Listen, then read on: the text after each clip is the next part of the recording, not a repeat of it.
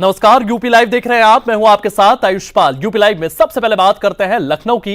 लखनऊ में मुख्यमंत्री योगी आदित्यनाथ का व्यस्त कार्यक्रम रहा है। सीएम ने यमुना एक्सप्रेसवे औद्योगिक विकास प्राधिकरण क्षेत्र में औद्योगिक इकाइयों और मेडिकल कॉलेज के लिए भूमि आवंटन पत्रों की समीक्षा बैठक की है। इसके बाद यूपी विधानसभा के गेट नंबर 8 पर नई गैलरी का उद्घाटन भी उनकी ओर से किया गया है।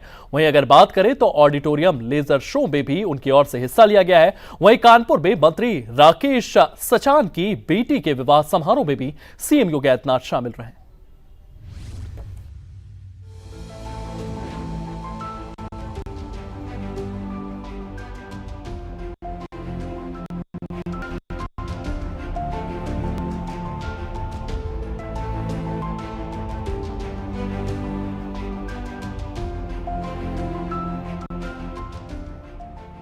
लखनऊ में मुख्यमंत्री योगी आदित्यनाथ का सबसे व्यस्त कार्यक्रम रहा। यमुना एक्सप्रेसवे में औद्योगिक विकास प्राधिकरण क्षेत्र में औद्योगिक इकाइयों और मेडिकल कॉलेज के लिए भूमि आवंटन पत्रों की उच्च स्तरीय समीक्षा बैठक की।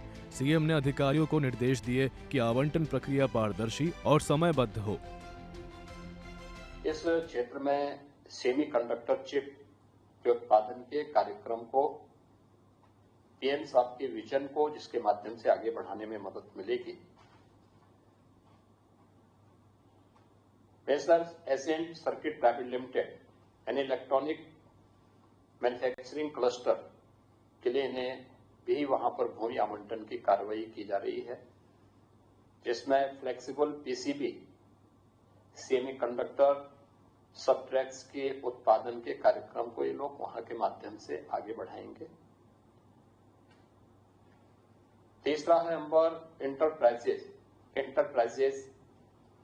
इसमें भी इन्हें भी वहां पर एक भूमि आवंटन का कार्य किया गया है, जिसके माध्यम से यह कॉपर क्लेड लेमिनेटर यानी PCB assembling computer electronics appliances आदि के बारे में इनका उत्पादन वहां पर आगे बढ़ेगा।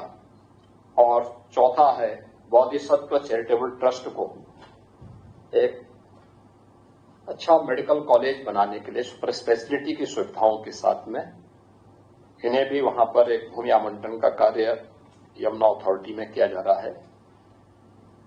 आपने देखा होगा कि एक द्रुत गति से निर्णय लेने, अलग अलग सेक्टर की राज्य सरकार के पास सेक्टोरियल पॉलिसीज के माध्यम से, चाहे वह सिंगल विंडो की सुविधा हो, निवेश मित्र के माध्यम से एक ही प्लेटफॉर्म पर सभी प्रकार की सुविधाएं उपलब्ध करवाने के कार्यक्रम हो, या फिर निवेश पूरा होने के उपरांत इंसेंटिव वितरण की कार्यवाही, इस समयबद्ध तरीके से सरकार की जो प्रतिबद्धता है उसके अनुरूप आगे बढ़ रही है। यमुना अथॉरिटी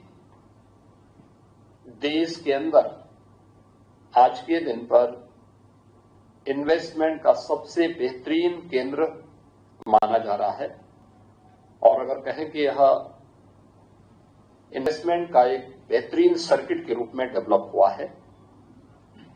बहुत शीघ्र हम लोग नोएडा इंटरनेशनल एयरपोर्ट जेवर का भी उद्घाटन करने जा रहे हैं, और इसके क्रियाशील होने के बाद अलग अलग फेज में जब यह प्रोजेक्ट पूरा होगा तो देश का ही नहीं बल्कि एशिया का सबसे बड़ा इंटरनेशनल एयरपोर्ट होगा। सरकार ने अपने कार्य प्रणाली को सुधार किया, सुरक्षा का बेहतरीन वातावरण दिया, तो उत्तर प्रदेश आज के दिन पर भारत के मोबाइल मैन्युफैक्चरिंग का 55% प्रोडक्शन अकेले यूपी कर रहा है। इलेक्ट्रॉनिक कंपोनेंट में लगभग 60% प्रोडक्शन अकेले यूपी के पास है। एनसीआर में इसकी व्यापक संभावनाएं हैं और यूपी उसमें काफी तेजी के साथ आगे बढ़ा है। एक अच्छे वर्ल्ड क्लास इंफ्रास्ट्रक्चर के साथ, ईज ऑफ डूइंग बिजनेस के साथ, किसी भी निवेशक को कहीं कोई असुविधा न हो, इसके लिए हम लोगों ने निवेशकों की सुविधा के लिए जहां टेक्नोलॉजी का उपयोग किया है, वही यह भी सुनिश्चित किया है कि सीएम फेलोज की तैनाती करते हुए निवेशकों की सुविधा को हम आगे बढ़ा सके। मैं इस अवसर पर औद्योगिक विकास विभाग से भी और अथॉरिटी से भी इस बारे में कहूंगा कि जो भी कार्य हो समयबद्ध तरीके से आगे बढ़े। अभी तक हम देखते हैं कि एक निवेश को जमीनी धरातल पर उतारने में हमें 12 से 15 महीने का समय लगता है। हमारा प्रयास होना चाहिए कि यह 2 से 3 महीने के अंदर जमीनी धरातल पर उतरे। इसमें टेक्नोलॉजी का उपयोग करना, निर्णय लेने की सामर्थ्य में तेजी लाना और समयबद्ध तरीके से निवेशकों की समस्या का समाधान करने के साथ साथ निवेश के अनुकूल उन्हें उस प्रकार का वातावरण प्रदान करने के समय भी हमें आगे बढ़ना होगा। बैठक के बाद सीएम योगी विधानसभा के गेट नंबर 8 पर पहुंचे, जहां उन्होंने नवनिर्मित गैलरी का उद्घाटन किया। इसके बाद विधानसभा परिसर में आयोजित ऑडियो लेजर शो में भाग लिया। शो में उत्तर प्रदेश की समृद्ध संस्कृति, इतिहास और विकास यात्रा को रोशनी और ध्वनि के माध्यम से दर्शाया गया। सीएम ने शो की सराहना की और कहा कि ये पर्यटकों और नागरिकों के लिए प्रेरणादायक होगा। लखनऊ से कानपुर पहुंचकर मुख्यमंत्री योगी आदित्यनाथ ने कैबिनेट मंत्री राकेश सचान की बेटी के विवाह समारोह में शिरकत की। सीएम ने नवविवाहित जोड़े को आशीर्वाद दिया और परिवार के साथ खुशी साझा की। यह दौरा मुख्यमंत्री की जन संबंधों और सामाजिक जुड़ाव को दर्शाता है। इससे पहले सुबह लखनऊ में सीएम योगी ने जनता दर्शन लगाया, जहां फरियादी अपनी समस्याएं लेकर पहुंचे। सीएम ने एक की फरियाद सुनी और स्वास्थ्य, शिक्षा, जमीन, पेंशन और मुद्दों पर अधिकारियों को त्वरित समाधान के सख्त निर्देश दिए। कहा कि किसी गरीब को न्याय के लिए भटकना नहीं चाहिए। लखनऊ और कानपुर में सीएम योगी का व्यस्त दिन विकास, संस्कृति, जनसेवा और सामाजिक जुड़ाव का प्रतीक बना। भूमि आवंटन से लेकर जनता दर्शन तक यूपी में सेवा और विकास का संकल्प मजबूत बना। ब्यूरो रिपोर्ट, सूर्य समाचार। इस बीच गाजियाबाद से एक और बड़ी खबर सामने आई है। गाजियाबाद दौरे पर रहे हैं deputy CM Brajesh Pathak. Deputy CM ने विकास कार्यों का निरीक्षण किया है। गौशाला और अस्पताल के कार्यों का जायजा उनकी ओर से लिया गया है। डिप्टी सीएम ने अधिकारियों को निर्देश भी दिए हैं, किसी भी प्रकार की लापरवाही बर्दाश्त नहीं की जाएगी। तो डिप्टी सीएम ब्रजेश पाठक ने गाजियाबाद में कई कार्यों का निरीक्षण किया है। गाजियाबाद के दौरे पर रहे हैं deputy CM Brajesh Pathak. Deputy CM ने विकास कार्यों का निरीक्षण किया है। अधिकारियों को जरूरी दिशा निर्देश उनकी ओर से दिए गए हैं। गौशाला और अस्पताल के कार्यों का जायजा भी उनकी ओर से लिया गया है। डिप्टी सीएम ने अधिकारियों को निर्देश दिए हैं, किसी भी प्रकार की लापरवाही बर्दाश्त नहीं की जाएगी। केंद्र और प्रदेश विकास कार्यों की केंद्र और प्रदेश की जितनी भी योजनाएं हैं उनकी बिंदुवार समीक्षा हुई है। गाजियाबाद जनपद को अव्वल दर्जे पर लाने के लिए हमारी सरकार प्रतिबद्धता के साथ काम कर रही है। सभी माननीय विधायकों के साथ, माननीय सांसदगण, जिला पंचायत के अध्यक्षगण समवेत हम सब गाजियाबाद जनपद को हर मोर्चे पर, डेवलपमेंट के मोर्चे पर, लाइन ऑर्डर के मोर्चे पर नंबर 1 पर लाने के लिए काम करेंगे। पूरी तैयारियां हैं और जो भी आवश्यकताएं हैं उसको हम शीघ्र से शीघ्र पूरा करेंगे। जिलाधिकारी महोदय को, मुख्य शिक्षा अधिकारी महोदय को रिक्त पदों पर तत्काल चिकित्सकों को, पैरामेडिकल को तैनात करने के लिए हमने नए हॉस्पिटल का निरीक्षण करा है। कब तक इसके संचालन की बहुत जल्दी, शीघ्र समय के साथ शुरू हो जाएगा। एक मुद्दा और था सर, एम्बुलेंस वाला, उस पर आप बताइए कब तक ये चीज हो जाएगी? एम्बुलेंस पे आज हमने कहा है कि ड्राइवरों की नियुक्ति करके, विज्ञापन निकाल करके उनकी शीघ्र नियुक्ति करें। वहीं बांदा से अगली खबर सामने आई है। बांदा में हनुमंत कथा का चौथा दिन है। चौथे दिन भी श्रद्धालुओं की भारी भीड़ यहां पर उमड़ती हुई नजर आई है। बाबा बागेश्वर की एक झलक पाने के लिए लोगों की कतारें यहां पर देखने को मिली है। प्रशासन ने सुरक्षा के पुख्ता इंतजाम किए हैं। तो बाबा बागेश्वर की एक झलक पाने के लिए लोगों की भीड़ यहां पर उमड़ी है। प्रशासन ने सुरक्षा के भी पुख्ता इंतजाम यहां पर किए। उत्तर प्रदेश के बांदा में लगा है आस्था का महाकुंभ। 15 तारीख से 20 तारीख तक श्री हनुमंत कथा एवं श्री बागेश्वर धाम के दिव्य दरबार की स्थापना यहां के आयोजक प्रवीण सिंह जी की तरफ से की गई। और आइए बांदा के लोगों से जानने की कोशिश करते हैं कि ये बांदा के लिए कितने गौरव का वक्त है और कितनी खुशी की बात है, और क्या ये पहली बार हो रहा है, और क्या ऐसा कभी उन्होंने बांदा में पहले कुछ देखा था कि नहीं देखा था। सर क्या नाम है आपका? हमारा नाम भगवान दास तिवारी है। तो भगवान दास तिवारी जी, यहाँ पर आस्था का महाकुंभ लगा है, क्या बांदा के लोगों ने इससे पहले ऐसा कुछ देखा था? इससे पहले कभी नहीं देखा। ये बहुत विशाल महाकुंभ लगा हुआ है और यहाँ पे जो है आस्था का संगम है।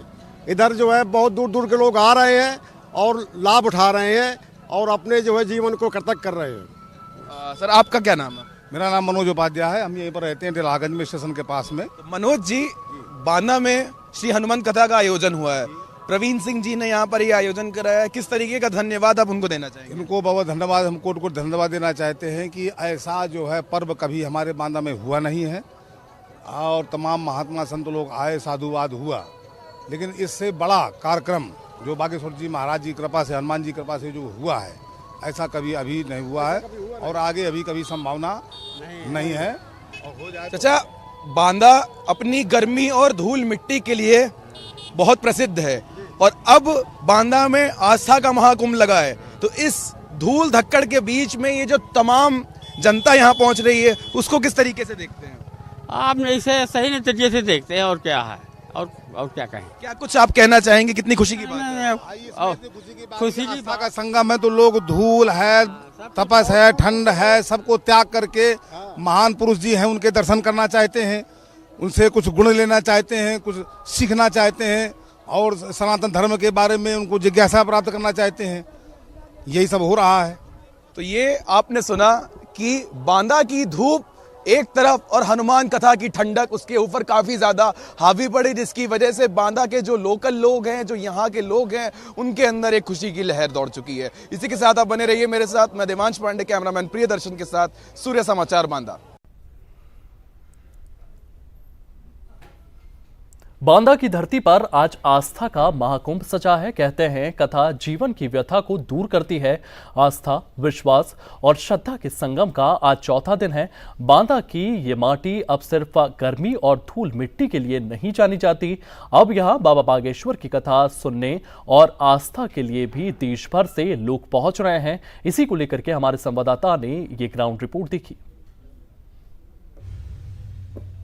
उत्तर प्रदेश के बांदा में श्री बागेश्वर धाम की श्री हनुमंत कथा एवं दिव्य दरबार की स्थापना की गई और इस वक्त मेरी मौजूदगी बांदा के राणा प्रताप घोड़ा चौराहे पे है और आप यहाँ का मंजर देख सकते हैं। ये इलाका जिस जगह कथा हो रही है उससे तकरीबन 2-2.5 किलोमीटर की दूरी पे, और आप यहाँ पर देख के अंदाजा लगा सकते हैं कि क्या प्रकोप है यहाँ पर, या किस तरीके का एक प्रभाव है यहाँ पर, माफी चाहूँगा पब्लिक पे, कि किस तरीके से लोग जो है वो यहाँ 2-2.5 किलोमीटर की दूरी पर बैठ के, इस चौराहे पर बैठ के यहाँ पर श्री बागेश्वर धाम की हनुमंत कथा को सुन रहे हैं। आज कथा का 5वां दिन है और आप इस कथा को देख के अंदाज़ा लगा सकते हैं, इस भीड़ को देख के अंदाज़ा लगा सकते हैं कि श्री बागेश्वर धाम का क्या प्रभाव है, किस तरीके से ये तमाम लोग यहाँ पहुँचे हुए हैं। लोग गाड़ियाँ खड़ी कर करके यहाँ पर बागेश्वर धाम की कथा को सुन रहे हैं, हनुमंत कथा का आनंद ले रहे हैं। अलग अलग जगहों से लोग यहाँ पर आए हैं, घरों से निकले हैं, अपनी गाड़ियों को सड़क पर रोक करके कथा का आनंद ले रहे हैं। आप देख सकते हैं कि जो तमाम लोग हैं वो आगे बैठे, छोटे बच्चों को लेकर के बैठे हैं और यहाँ पर कथा को सुनने आए हैं। इसी के साथ आप बने रहिए मेरे साथ। मैं देवांश पांडे, कैमरामैन प्रियदर्शन के साथ, सूर्य समाचार बांदा।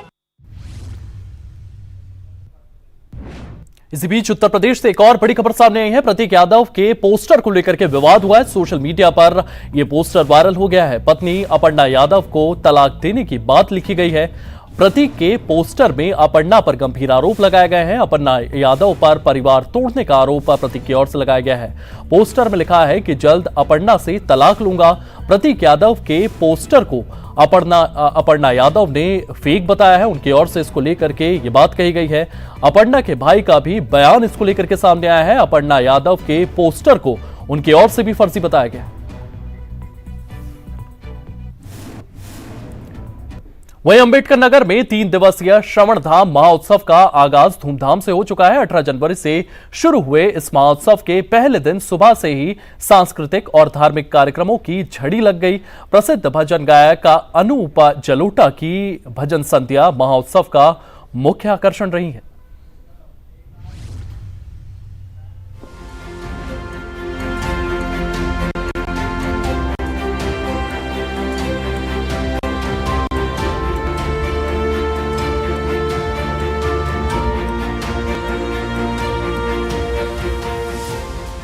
यूपी अम्बेडकर के श्रवण धाम में 3 दिवसीय महोत्सव की शुरुआत 18 जनवरी को सुबह 10 बजे पूजा अर्चना और मंत्रोच्चार के साथ हुई। एमएलसी हरिओम पांडे और जिलाधिकारी अनुपम शुक्ला ने इसकी अगुवाई की। पहले दिन अलग अलग सांस्कृतिक और धार्मिक कार्यक्रमों का आयोजन किया गया। संध्या के समय में त्रिवेणी में आरती के साथ दीपोत्सव भी हुआ। इस दौरान लोगों ने मिट्टी के दिए जलाए। रात्रि में लेजर शो का आयोजन भी हुआ। प्रसिद्ध भजन गायक अनूप जलोटा की भजन संध्या ने श्रद्धालुओं का मन मोह लिया। जिलाधिकारी अनुपम शुक्ला ने बड़ी घोषणा करते हुए कहा कि श्रवण धाम को अब रामायण सर्किट से जोड़ा जाएगा। इससे धाम की धार्मिक और पर्यटन महत्व में और बढ़ोतरी होगी। बता दें कि पहले की सरकारों में ये धाम सिर्फ दाह संस्कार का स्थान था, जहां उपेक्षा का शिकार रहा। लेकिन सीएम योगी आदित्यनाथ के नेतृत्व में अब श्रवण धाम अपनी रौनक बिखेर रहा है। महोत्सव शुरू होने से पहले संगम पर पक्के पुल का उद्घाटन एमएलसी हरिओम पांडे ने किया। बता दें कि नदी के एक छोर से दूसरे छोर तक जाने के लिए लोगों को कच्चे पुल से होकर गुजरना पड़ता था, लेकिन पुल के निर्माण होने से लोगों को पहले की तरह दिक्कतों का सामना नहीं करना पड़ रहा है। धाम में लगी श्री राम, हनुमान और भोलेनाथ की भव्य प्रतिमाएं अब मुख्य आकर्षण का केंद्र बन चुकी हैं। श्रद्धालु दूर दूर से यहां दर्शन और पूजा अर्चना के लिए पहुंच रहे हैं। महोत्सव के 3 दिनों में भजन कीर्तन, प्रवचन और सांस्कृतिक कार्यक्रम का दौर जारी रहेगा। ये महोत्सव न सिर्फ धार्मिक बल्कि स्थानीय संस्कृति और आस्था को मजबूत करने का भी साधन बन रहा है। लोगों में इस आयोजन को लेकर खासा उत्साह है।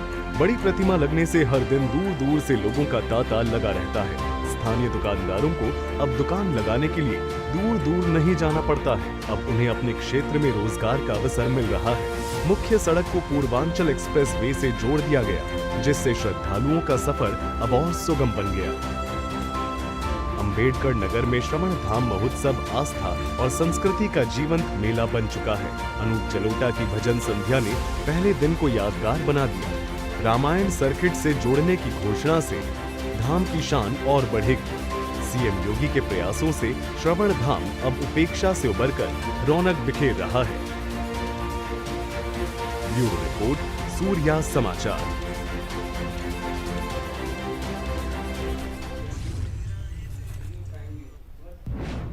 वहीं वाराणसी और बहराइच में प्रशासन की सख्त कार्रवाई लगातार जारी है। वाराणसी के दल मंडी क्षेत्र में अवैध अतिक्रमण के खिलाफ बुलडोजर अभियान चलाया गया है। वहीं बहराइच मेडिकल कॉलेज परिसर में पुलिस की मौजूदगी में अवैध मजारों को हटाया गया है। दोनों जगहों पर भारी पुलिस बल भी तैनात किया गया है।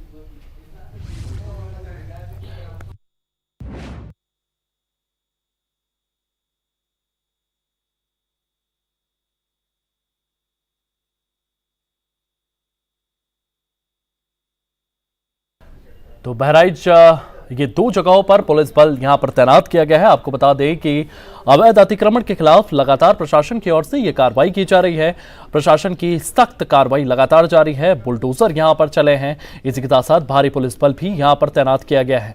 तो वाराणसी का यह पूरा का पूरा मामला है, जहां पर दाल मंडी में अवैध अतिक्रमण के खिलाफ ये पूरी की पूरी कार्रवाई यहां पर देखने को मिली है। अब आपको प्रयागराज लिए चलते हैं। प्रयागराज में माघ मेला 2026 अपने चरम पर पहुंच चुका है।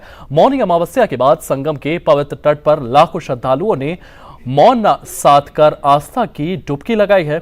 हर हर गंगे और जय मां गंगे के उद्घोष के बीच मौन और श्रद्धा का अनुपम संगम देखने को मिला है।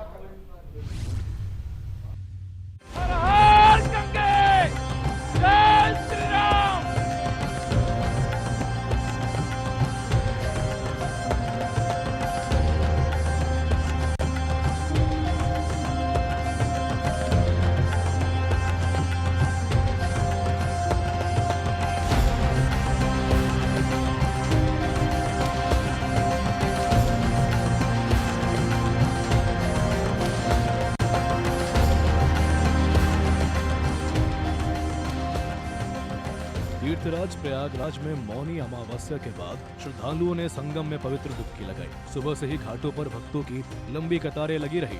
स्नान करने वाले हर उम्र के लोग, बुजुर्ग, युवा, बच्चे सब पापों से मुक्ति की कामना करते नजर आए। घाटों पर साधु संतों ने आशीर्वाद दिए और मौन के बीच भी हर हर गंगे के नारे गूंजते रहे। करोड़ों की संख्या में माघ मेला के भीतर लोग हमारे उत्तर प्रदेश के प्रयागराज के पवित्र संगम तट पर आते हैं और ये सहस्त्राब्दियों से चला आने वाला मेला है। उत्तर प्रदेश में योगी आदित्यनाथ जी की सरकार ने उसको भव्य रूप प्रदान किए जाने के लिए निरंतर प्रयत्नशील है और उन मेला के भीतर जो कल्पवासी हैं उनके ठहरने रहने और उनको सारी कोई कठिनाई न हो इसके लिए वहां पर सुनिश्चित किया जा रहा है। और कल मौनी अमावस्या में लगभग 1.5 करोड़ से भी ज्यादा लोगों ने पवित्र स्नान में हिस्सा लिया। मैं उन सभी को अपनी ओर से हार्दिक बधाई शुभकामनाएं। मौनी अमावस्या को मौन रखकर स्नान करने की परंपरा है। मान्यता है कि मौन साधना से मन शुद्ध होता है और आत्मचिंतन से पापों से मुक्ति मिलती है।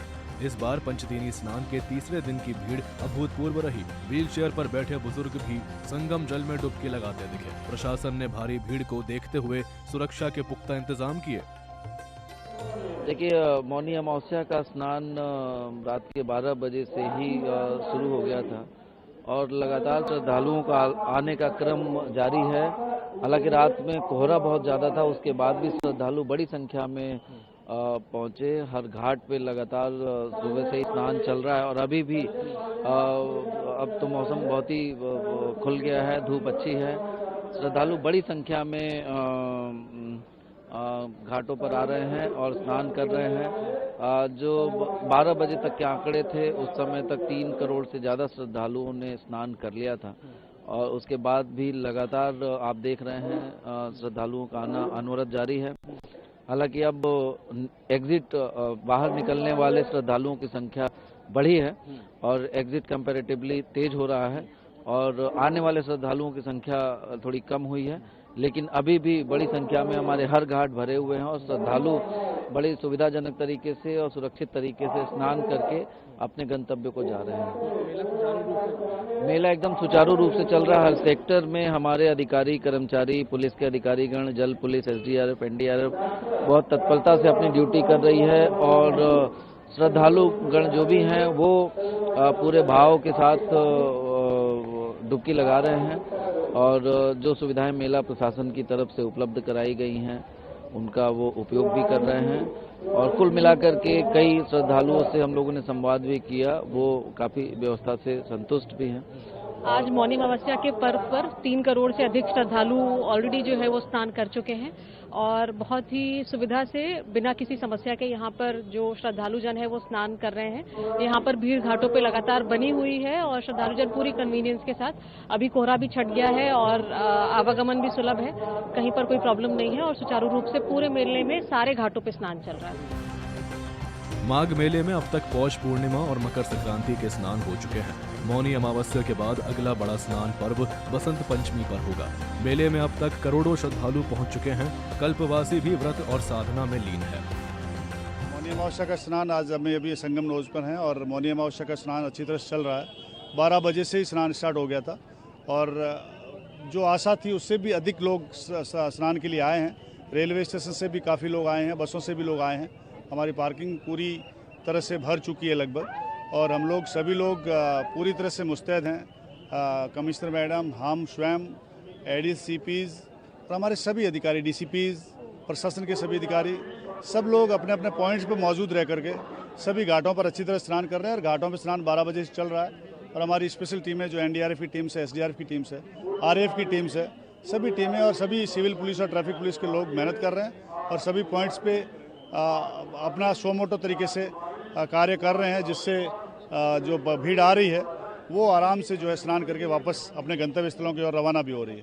कोहरे की वजह से विजिबिलिटी थोड़ी जरूर कम है, लेकिन पब्लिक बहुत आ रही है, काफ़ी आ रही है और अच्छी तरह स्नान करके वापस भी जा रहे हैं। जैसा कि आप देख सकते हैं कि हमारे सारे जो श्रद्धालु हैं वो नियमित रूप से स्नान करते जा रहे हैं और जैसा कि अभी आपको बताया गया कि लगभग 3 करोड़ से अधिक श्रद्धालु अभी दोपहर तक स्नान कर चुके हैं और लगातार श्रद्धालुओं की संख्या बढ़ती जा रही है। इसमें श्रद्धालु, कल्पवासी और हमारे पूजनीय संत महात्मा ने भी विभिन्न अखाड़ों ने भी अपना स्नान किया है और इसमें किसी भी तरह की कोई भी जो स्नान है वो कोई नई परंपरा के अनुसार अलाउ भी नहीं की गई है। जितने भी पूजनीय संत महात्मा आए वो अपने विगत परंपरा जो पिछले माघ मेले में होती रही है उसी के अनुसार आए। जिससे किसी भी श्रद्धालु को या जनमानस को कोई दिक्कत नहीं हुई और सकुशल रूप से लगभग 3 करोड़ से अधिक श्रद्धालु रिकॉर्ड स्नान इस बार माघ मेला में चल रहा है और सुचारू रूप से ईश्वर की कृपा से, मां त्रिवेणी की कृपा से, बेनी माधव की कृपा से लगभग ये स्नान अपने अंतिम चरण की ओर बढ़ रहा है और किसी भी प्रकार की कोई जनहानि या किसी भी तरह की असुविधा मेला प्रशासन किसी भी श्रद्धालु को या पूजनीय संत महात्मा को होने नहीं दे रहा। संगम घाटों पर सफाई, पेयजल और चेंजिंग रूम की पर्याप्त व्यवस्था की गई है। भक्तों ने कहा कि मौन में स्नान से मन को अपार शांति मिली। बहुत अच्छा लग रहा है, हम लोग को तो बहुत अच्छा लग रहा है। बहुत सौभाग्य की बात है कि आज इस धरा पर गंगा स्नान करने का मौका हम लोग को मिला है। बहुत अच्छा हम लोग को दर्शन हुआ और स्नान भी बहुत अच्छा हुआ और स्नान करने के बाद हम लोग बहुत खुश हैं। व्यवस्था बहुत अच्छा है सर, इधर बहुत अच्छा, बहुत ही अच्छा लग रहा है, बहुत ही शुद्ध माहौल है और बाबा की बहुत ही अच्छी व्यवस्था यहाँ पे है। प्रशासन के तरफ से पूरा सहयोग मिल रहा है। प्रयागराज में मौनी अमावस्या पर मौन साध कर लगाई गई आस्था की डुबकी मन को शांति और पापों से मुक्ति का संदेश दे रही है। माघ मेला आस्था का महासंगम बन चुका है। ब्यूरो रिपोर्ट, सूर्य समाचार। चलिए फिलहाल यूपी लाइव में इतना ही। आप बने रहिए सूर्य समाचार के साथ।